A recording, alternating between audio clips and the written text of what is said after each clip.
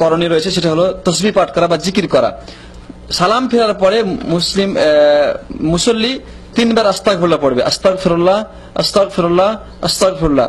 তারপরে পাঠ করবে আল্লাহুম্মা আনতাস সালাম ওয়া মিনকাস সালাম তাবারাকতা ইয়া যাল জালালি ওয়াল ইকরাম লা ইলাহা ইল্লাল্লাহু ওয়াহদাহু লা শারীকা লাহু লাহুল মুলকু ওয়া লাহুল হামদু ওয়া হুয়া আলা কুল্লি শাইইন কাদির আল্লাহুম্মা লা মানিআ লিমা আ'তাইতা ওয়া লা মু'তিয়া লিমা মানা'তা ওয়া লা ইয়ানফা'ু যাল জাদ্দি মিনকাল জাদ্দু لا إله إلا الله وحده لا شريك له له الملك وله الحمد وهو على كل شيء قدير لا حول ولا قوة إلا بالله لا إله إلا الله ولا نعبد إلا إياه له النعمة وله الفضل وله الثناء الحسن لا إله إلا الله مخلصين له الدين ولو كره الكافرون এগুলি একবার করে পাঠ করবে।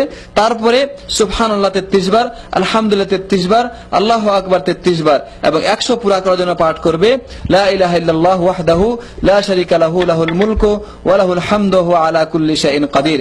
অথবা আল্লাহু আকবার 34 বার বলে 100 পূর্ণ করে নেবে, কোনো অসুবিধা নেই। এরপরে যদি মুখস্থ থাকে সম্ভব হয় তাহলে আয়াতুল কুরসি পাঠ করবে, সূরা বাকারা 255 নম্বর আয়াত।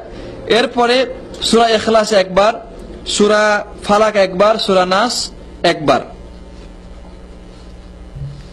আর যদি বিতের নামাজ হয়ে থাকে তাহলে বিতের নামাজে সালাম শেষ করে আস্তাগফিরুল্লাহ পড়ার আগেই পাঠ করবে সুবহানাল মালিকুল কুদ্দুস 3 বার বলবে এবং তৃতীয়বার জোরে বলবে সুবহানাল মালিকুল কুদ্দুস।